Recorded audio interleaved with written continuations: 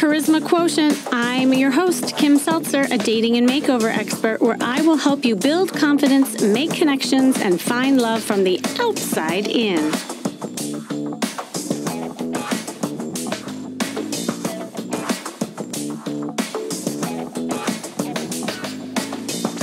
Have you ever had something in your life that happened that completely knocked you down and, obviously with that, your confidence is shot so that dating seems completely impossible and scary?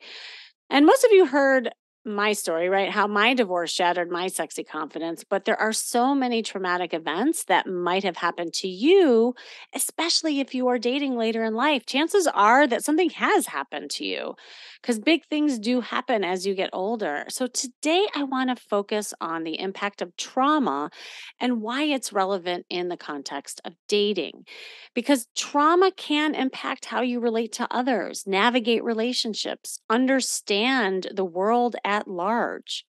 Trauma is a stressful event or experience that threatens one's sense of safety and emotional and or physical well-being. That's the true definition. And trauma can also look and impact different in every person and can be really hard to even recognize, quite honestly, even with yourself. Trauma can include, but it's not limited to, a lot of childhood abuse. It could be losing a parent, family separation, a medical crisis of some sort, grief, a car accident, experiencing harassment at work, being bullied as a child. Like, all of this is considered trauma. All of this to say that any traumatic event could be impacting your dating life and relationships in several ways. So I just want to highlight a few. I think it's really important to think about this because you might not even realize that something that maybe you didn't even define as traumatic is impacting you. And here are some ways that it could be doing that. So number one is mistrust. This is, I see a lot, because trauma can lead to feelings of mistrust in others and in yourself. And this can even manifest in one's attachment style. I don't know if you knew that. Like, you could become more anxious, you could become more avoidant. And maybe you had like a secure attachment before, but an incident that's traumatic can cause you to act a certain way that's different. So then you might be dating and you might be seeking out red flags everywhere you go. Like, do you ever notice that? Maybe you're like online, you see one thing, you're like, oh, there's that guy that, was maybe like the one who was abusive to you. So you also might be checking your phone constantly, obsessing over texts or conversation, over analyzing to death a comment that your date made to you. I mean, it really can leak out in different ways, even avoiding dating altogether. So that's the number one I would say is mistrust. Now, number two is low self esteem and self worth. So trauma can take a huge toll on the way that you feel about yourself. And when you experience a traumatic event or series of traumatic events, it can lead to almost this self limiting belief and feelings of shame. And it might make it difficult for you to assert yourself and set boundaries within a relationship or even on a date. You may not even know what a healthy relationship looks like. And you might not think you're good enough to date or to be with another person. So, low self esteem, I mean, it manifests itself in many different ways when it comes to dating. I mean, you might be dating people for validation or finding yourself in unhealthy relationships because in the end it won't really progress because really in the end you're scared. Letting things go, even not expressing your own needs. I mean, the list goes on, but I would say that's another big fallout of trauma. The third is living in fear. I see this all the time. Trauma causes that activation in the nervous system. And this is like what happens internally in the body. It's that fight or flight or freeze response. And while this response is really helpful in times of crises, and it can keep you safe and protect you from threats, it can overfunction in traumatic events. And then it's not processed, and you might do things that keep you really like stuck and paralyzed. You might be overgeneralizing, you might be dwelling on past experiences. And, when it comes into the dating scene, you might be doing things like ending a relationship out of fear or accusing your date of something without reason, avoiding commitment, thinking about, oh, what if that, because you're trying to protect yourself and everything that could go wrong. Number four is lack of hope. Trauma can also lead to feelings of hopelessness. You might lack faith in yourself and the ability to live a happy and fulfilling life. You might notice yourself going on a date or a new relationship with very little hope.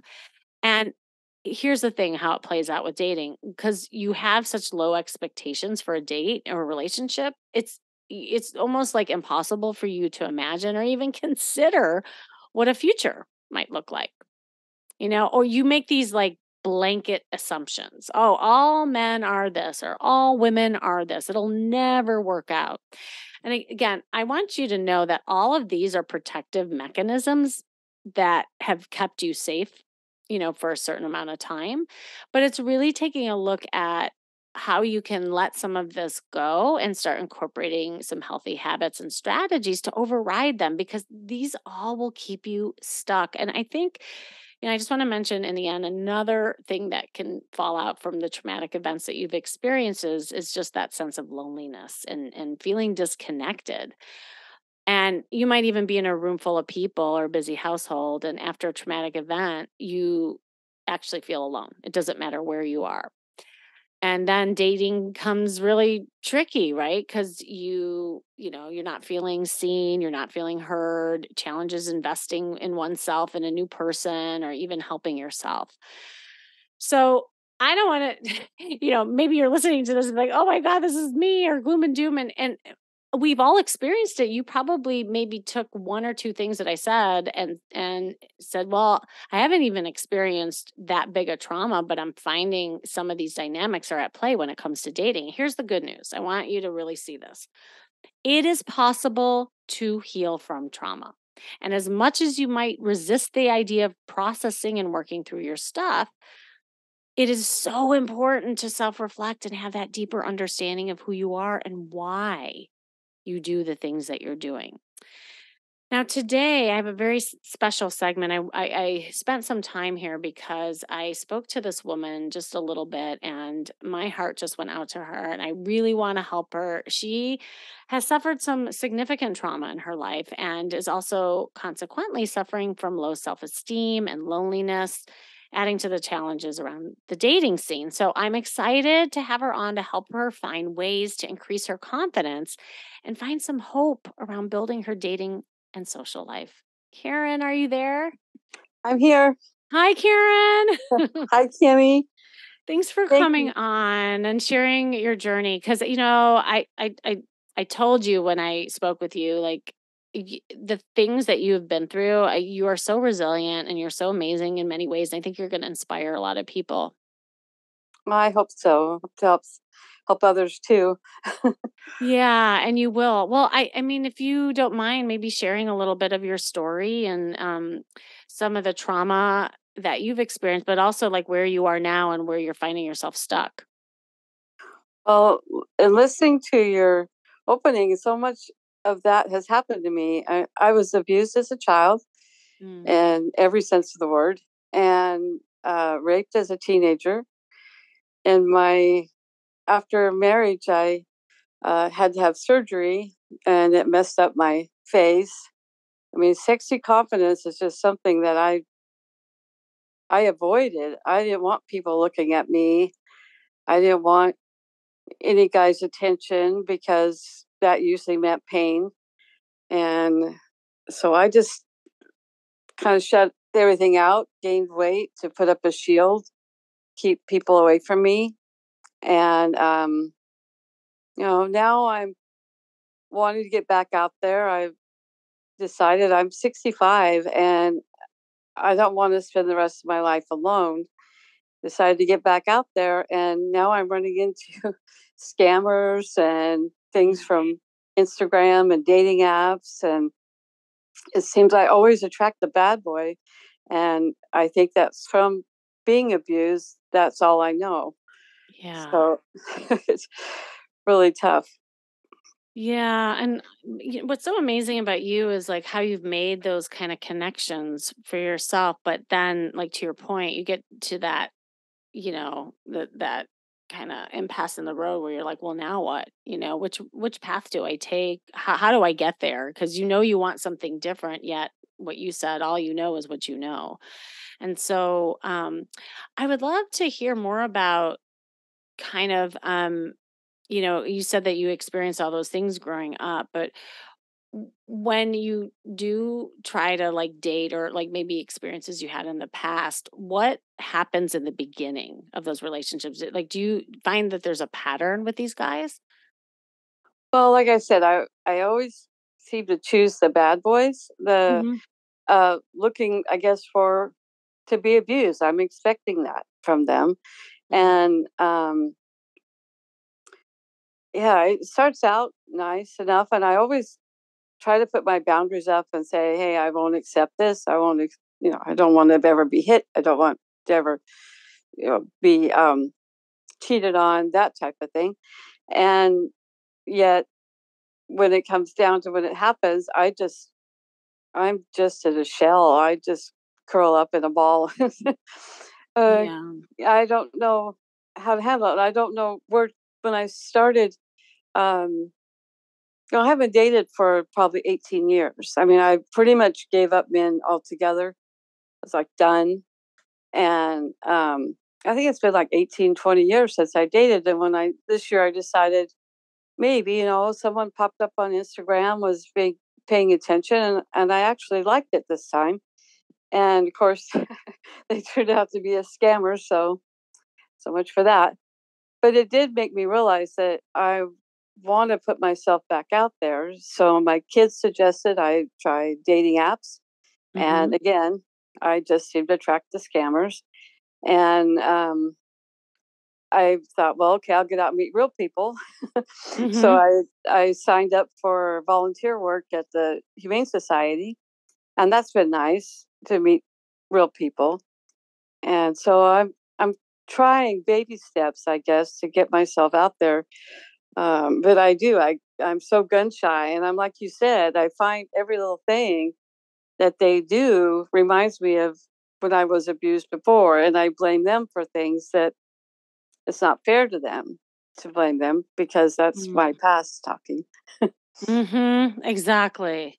Yeah, well, and it's hard to override that because, it's like you've developed this hyper vigilancy, as I call it. It's a psychological term that describes when you keen in on something and you're just like so almost hyper aware of things that it's hard to even just like let go of that and be present and just connect with people in a more relaxing way, because your guard is up. So I get it. Yeah, Um, my trust level is at zero. I mean, ugh, yeah. I just have trouble trusting people, like you said, and I'm also feeling hopeless and lonely, and um, it's hard to. I try really hard. But it's just really hard to put myself out there again, being so fearful of what could happen. Yeah, and with all the things that you're talking about, there's a lot of focus on the men, right? Like kind of shielding and guarding yourself against getting hurt and what to look for in the men. I'd love to talk about you for a second. Let's forget about the men.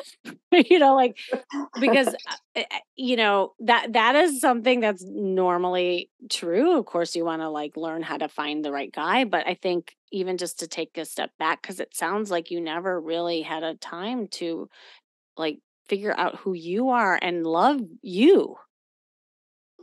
That's true.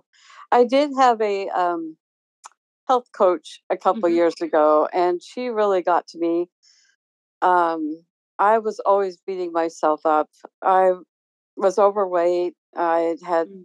the surgery on my face, and then I tore my meniscus. I mean, everything, and I was just so down on myself. And she was a friend, and she came around and taught me how to learn. to accept myself, to, Mm. say I love you in the mirror kind of thing, which was felt so weird at first, but I end up losing 30 pounds. And then it just her health approach, no sugar and some different things made me feel so much better about myself. But I still feel my guard coming up because I still have weight to lose. But Mhm. I still feel that armor there, and I can't seem to shake that. She tried how she could, but we couldn't break it. Yeah. Well, the thing is that there's so much that's going on in your head, and when you experience trauma, you're thinking a lot, right? And I would love to like talk about some tangible things that you can do that's more in your body and in action to start overriding some of the stuff that's swirling in your head because I mean, it sounds exhausting too. It is. It must be, like, trying to think about all these different things and then firing in your brain, and that also can keep you paralyzed. Right, right. I feel trapped almost. I mean, Mm. I'm part of me wants to get out there and meet people, and then when I do, I'm so gun shy that so afraid of what could happen. I do the what ifs, what if this, what if that.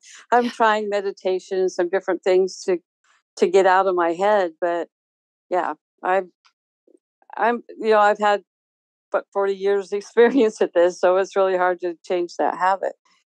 Oh my gosh, yes. And this is gonna sound super weird, but it's actually where your confidence lives. Like, it's like a known role that you've had with other people and yourself. It's like, well, you know that when you hide and you obsess over these things keep you safe because then you don't really actually have to put yourself out there and be vulnerable to getting hurt. Right, right. So what happens is taking not to get rid of some of that stuff, because I always say, like, when you have your armor on, it's never a good idea to strip naked and just stand there, like right? Oh, Yeah, but we can, put down the sword, we can kinda peek through the helmet, we can maybe put the shield down a little bit to allow, people in and men in because you're exactly right, like, you fear what you want. And that's what it's like spinning donuts in the road. Like you're just in a constant loop.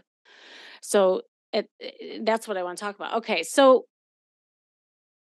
on a scale, this is just kind of an overall question. And I think we can then like work backwards. Like on a scale of 1 to 10, 10 being the best, one being the worst.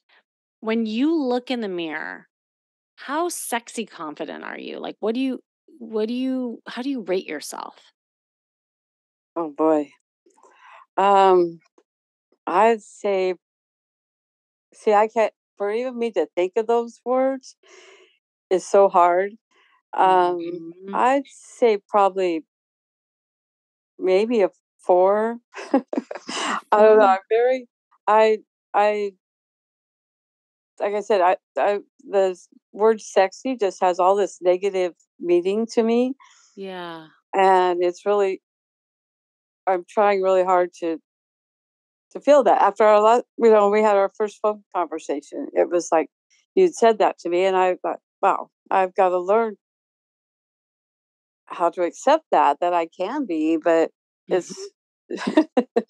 it's not easy. No, well, there's a couple things around that. One is what you're like associating around the word sexy. So when you hear that word, what do you associate it with? Abuse. I Mhm. mean, I've just if I look good, then I'm going to attract guys that are going to hurt me, and everywhere from childhood to, like I said, my teens, or I felt good as a teenager. I looked good and I felt good, but yet I got raped.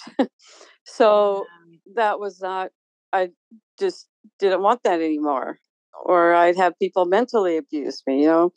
My dad used to say the meanest things to me, about how to, how I, if I had a little bit of extra weight, how fat I was. And it just a lot of lot of childhood trauma there that Yeah. I'm working through, and I've seen psychiatrists and I've seen different things and different talk to different people, but um, I still can't seem to shake it completely. Well, of course not, because, well, first of all, it's a lot of talking, right? Like, you need actual evidence that you can go out into the world and be attractive and not getting hurt.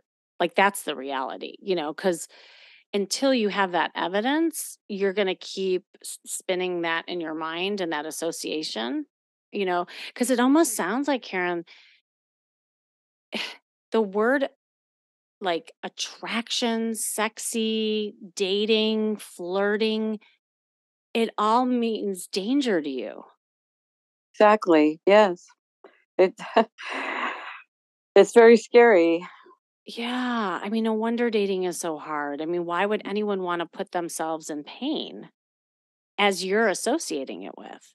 Right. And Yeah. I, Okay. trust me, I've tried to switch to where I'm not feeling that, but it still pops up. So tell me a little bit more about that, and then we can like kind of get into some ideas for you. So, how have you tried to override that? And like when you have gone online or you try to put yourself out there, like what's happening with that? Like how do you try to get around that? Well, I'm noticing that online, people I'm meeting online, even if they're scammers, I feel comfortable because there's that barrier there. Mm, They're not like, living right next door, or they're, in Spain, or they're Texas or something. They're far away.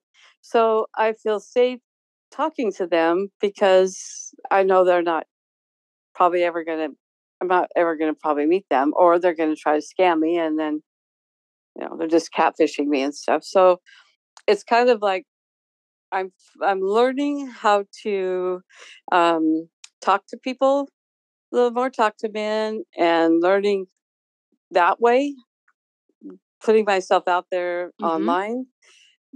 It's kind of like my first step to feel comfortable with that, and I know that I'm Right. okay. I can talk to people, and they like me, and they think I'm funny, and So then my next step was being with real people, and I find when like I'm one of your workshops, you said something about look back at people, or make Mhm. eye contact, and I find that when I do that, I'm so gun shy.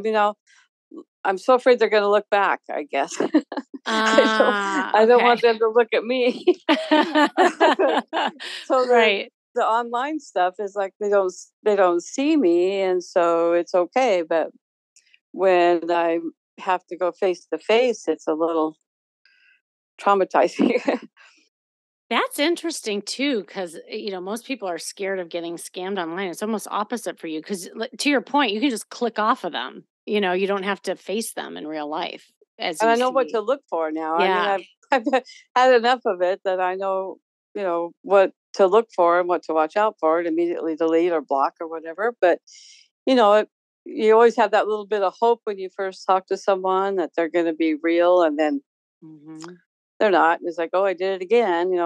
I always get the bad guys, and so Right. and like my son said, go try dating apps, and you think they're a little safer because they're supposed to be verified, but they're not. A lot of times I know I've found people on there that said they were verified, but they turned out to be somebody trying to catfish me or ask me for money. So, um, But yeah, Karen, you're saying something really, really important. I don't even know if you're hearing it. And I'm so glad that this is on a podcast, because I want you to play this over and over and over again. I don't even think you realize this. So you just said that how you got kind of over the fear of like just like chatting with people is you just kept doing it over and over again. And now you feel more comfortable because you know what to look for. Yeah. yes. So So what guess to what? look for that I want, and what to look for Hmm. when I know they're scamming me or catfishing me. I know both. I mean, I kind of wanted to get out there so I could see what at my age now things have changed so much, Hmm. and I mean, used to be AOL chat, and that's how I met one guy. We dated for over a year, and it was great. But um, now you don't even a lot of people don't even want to meet, or they're just Mhm. looking for money, you know. So it is just a big. It's just getting to where I've almost at my limit with that. But at least I value it and how it's taught me how to talk to men. You know, I never knew what to say or what to do. So that's helped. It Okay, has so helped me that way. Karen, yeah, okay, so is it safe to say that in that like kind of little like sliver of what you just said about like you know what to look for, do you feel like you gain some trust within yourself that you know how to like vet that now? Oh, you're right. I do. I feel a little stronger in myself as far as not putting up with stuff, not putting Yeah, up with some of the scammers, but also being vulnerable, I guess, to talk to them at first, and uh, see how they are, just really taking a chance, I guess. exactly. So, and how did you do that? Just repeat it to yourself and to everyone listening. How did you actually get to trust yourself with that? Well, I guess the more I don't know where these guys come from. I think I've on some list or something, but I get these things on Instagram and the Mhm. dating apps where they want to chat with me, or they like my pictures or whatever, and so that kind of gave me confidence to because after my surgery, I had a tumor removed, and it really messed up my face, and Mm. so that people were liking my pictures. I was like, oh, that's weird. I never liked my pictures, but Ah. Uh-huh. yeah, it's like they build you up, even though you find out later that they're just catfishing you, and that's their job. But I'm finding a way to take something positive out of that and feel better about myself.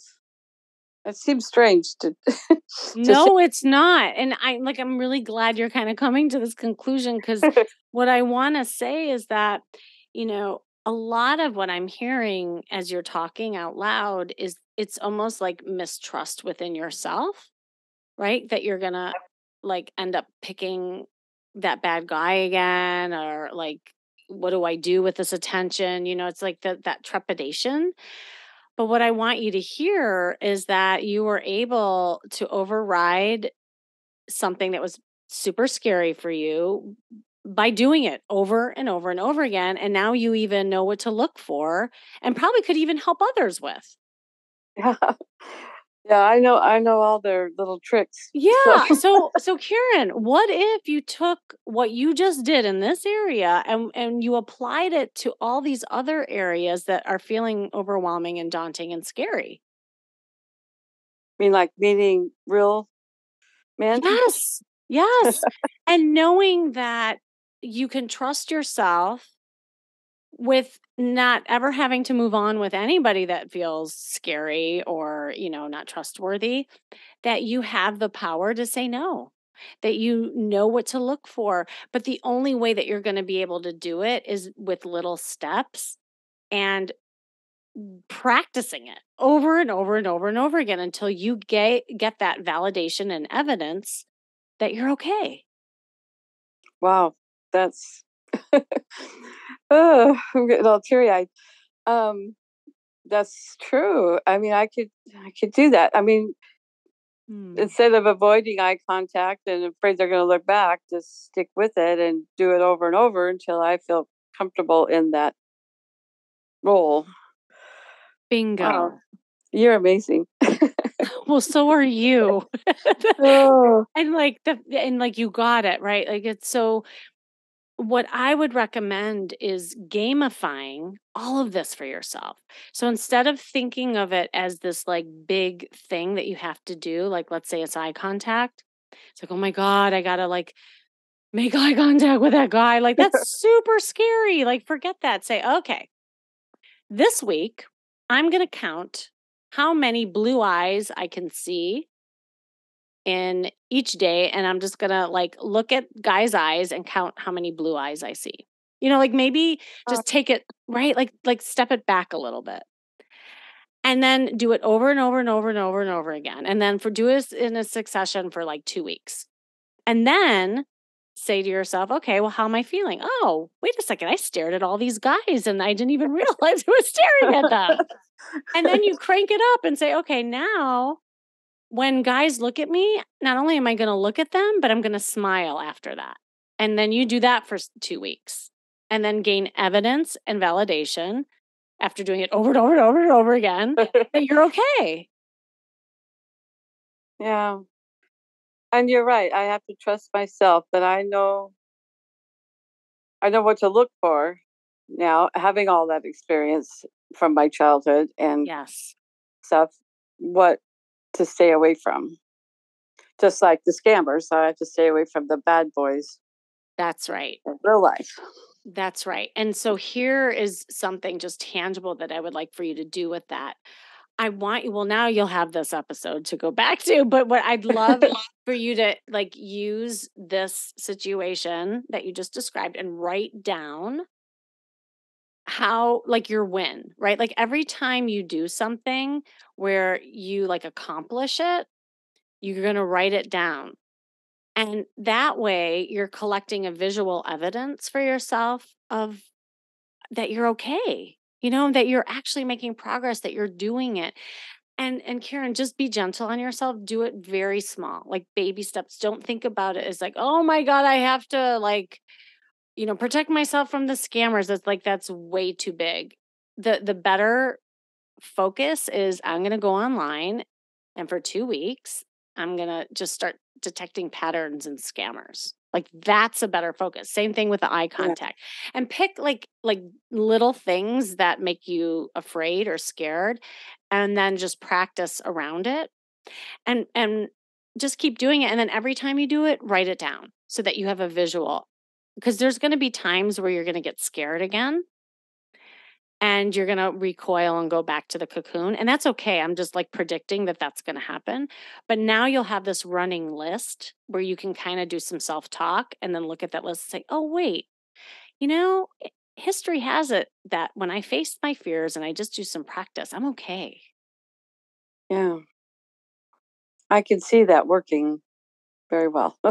Good, good. Yeah. Uh, No, and that's what I'm saying. Like, I think just that act of like also visualizing it, writing it out, that'll be super important. Cause a lot of times when we all think of these things that are stressful. It's like a big storm swirling in our head and it's hard to even like see the glimmers of, hope and sunshine. And that's what you were saying. You were feeling hopeless. But now that I just gave you your own success back reflected back to you, doesn't it feel a little more hopeful? yes, it does. And I have great support around me. I have Mm. two great sons that have been there for me and support me when I start getting down on myself. I mean, they have ways let's go out, let's go do something and try to get me out because I hide in my cave and in my Mhm. cocoon Mhm. and try to get me out or suggest ideas for different things to try. And like you said, that meetup, that sounds like a good idea to start doing something like that where Yes. I can get out and I was just gonna say, like, I think that's like homework number two is just start writing down different ideas of like your hobbies, your passions, things you can start getting involved in so that you're feeling more comfortable socially. Like, forget about dating right now. Just really focus on like increasing your social confidence. And with that, talking to men, not to I, necessarily date them, but just getting like comfortable around them. yeah, I always feel like if I'm afraid if I talk to them, they think I'm hitting on them or something. And I've had to get over that because that, like from my teenage years, just the kind of people that I was around. But I get that. I get that if I just um, let go of some of that past and Yeah. not let the fear get in my way, but like you said, baby steps. I have to take baby steps, and um, but I don't have much long. I don't know how much longer I have. Like I said, I'm 65. I, I want to find that authentic man and just enjoy the rest of my life with them. Yeah. So it's Yeah. it's so hard to get through all these frogs to find the prince. Right. Well, and that's the thing. And I guess I invite you to stop worrying about the sense of time and the prince and the frogs. Just worry about the skill building and the validation that you need to be able to look in the mirror and say, you know what? I am one sexy woman, and a man would be so lucky to deserve me. Like, just get comfortable with you first. Yes. That's what's shutting you down is you like, I think you're thinking about this over this big goal and pie in the sky, and trust me, I've helped a lot of clients with this, like, you'll get there, but that's too lofty of a goal right now. That's scary to think about all that. Like, it's so much easier to count blue eyes than it is Yeah, to exactly. right? Like, let's just start there and going to, Take like, their meetups. sunglasses off so I can see them. Yeah, But exactly. wait, what Right. color are your eyes? And by the way, what's wrong with leading a guy on and actually like sending some signals that you're interested in them? Like even just getting over that fear in itself would be a great goal for you. Yes, yes, and You not know? feel so self. I'm just so I'm not. My confidence level is pretty shot. With I still have weight to lose. A little bit, and still worry about my how my face looks to people, and it's not bad. I mean, I see it. It's come a long ways. It's come a long ways. I had a tumor removed, and it cut my facial nerve. So I looked a lot worse a long time ago. But it's every year it gets a little bit better, and I get a little bit better accepting what happened. Mm, So that, and as I said, for 20 years I've done nothing but work. I mean, I didn't. I mean, I work with guys, but I never paid attention to them. And I mean, I used to work for Pepsi. I worked for with a lot of guys.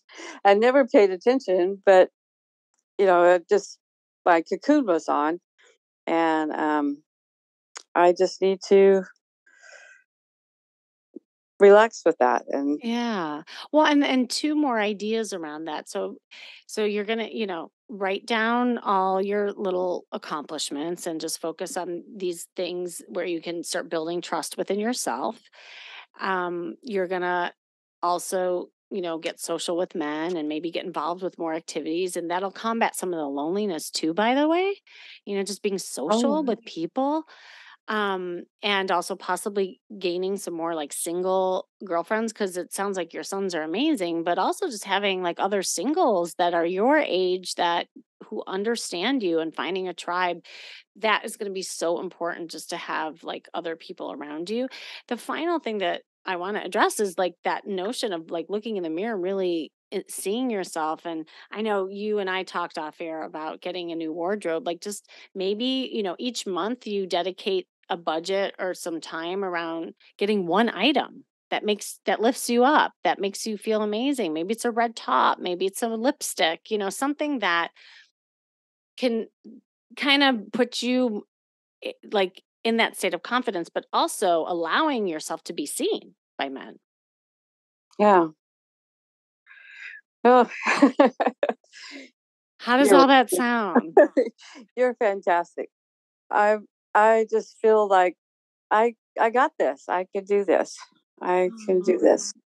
I mean, like you said, that big goal is at the end, but to get there, I have to do these baby steps to get there, and I have to get that confidence and be happy with myself first. And I've come a long way. Trust me, I've come a long way from where I was, because I was in the pits there for, thanks to my health coach, and now I have a dating coach. She's very helpful. right, exactly. My health together, now get my dating together.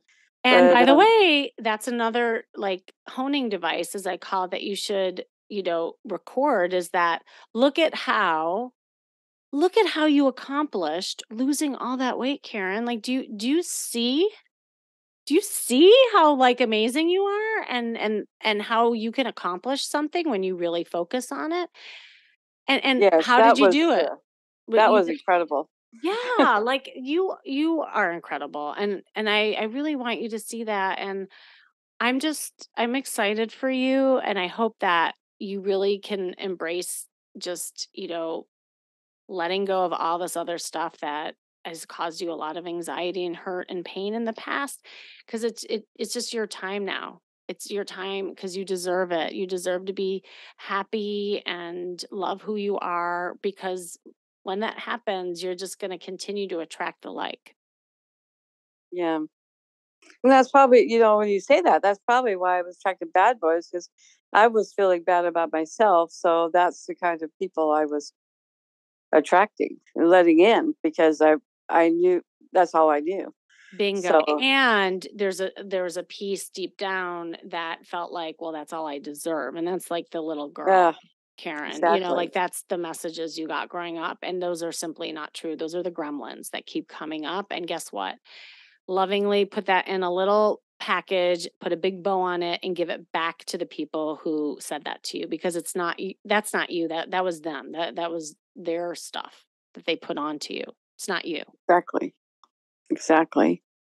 Yeah, thank you for that, because yeah, that's because you do, you blame yourself all these years. I used to blame myself, and like I said, the health coach helped me get through some of that, where it's like wasn't my fault. And uh so yeah, I had to let that go. And you're right, I gave up sugar, and I gave up bread and different stuff, and the pounds just came off, and it was like Look at that. amazing. And the confidence I got from that was incredible. But now I'm stuck, and I thought, okay, next next It's level. just another right, it's just another, like, form of losing weight.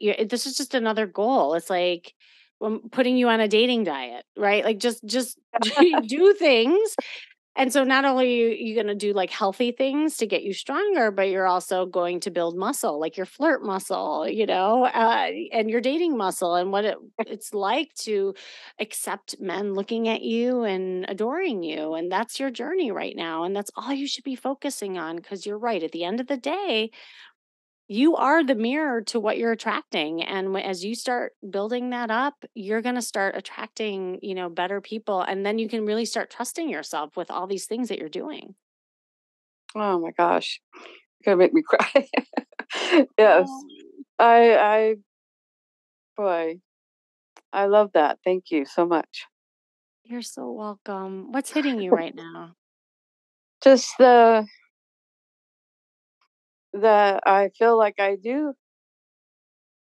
worked hard, and I really do deserve better than I've been getting, or that I've been um, looking for. I mean, I need to. I just feel like I'm. Just I love what you said there about just looking at yourself and know that you deserve it, and I do. Mm. I do deserve a nice man, and I've had such bad luck in the past that I just really want one more chance at true love, I guess. And you But will. And instead of saying, I wish, just say, I will. I will have Yeah. that. Yeah. Karen, you're so awesome. I can't wait to please stay in touch with me. And I know people listening are going to want to hear this too. So I just, I thank you so much for coming on and sharing all this. And I love that you were able to also be vulnerable and tap into your emotions just now, because I felt it. I know everyone else is feeling it. And that's what brings us all together, because we all have been through stuff. And until we, share more, that's that's what this is all about, right? Is being Yeah. human and giving that support to one another. So thank you. Well, thank you. I appreciate you so much. Oh, you're so welcome. All right. Well, thank you, and you'll stay in touch, right? I will. I will. Thank Okay. you again. Thanks, Karen. And thanks for joining me today. You listening. This has been the Charisma Quotient. I'm your host, of course, Kimmy Seltzer. And remember, you can build confidence, make connections, and find love from the outside in. And if you want to know more, make sure you go to my site, kimmyseltzer.com. And if you have experienced any kind of traumatic experiences in your life where it's making it hard to date and impacting your self esteem, hop on a free coaching call like I just did with Karen. Imagine getting some support around how you can get past feeling stuck and perhaps paralyzed for so long just in one call. Just click the link you see in the show notes and book it. And remember, working on you is working on your dating life. That's all for now.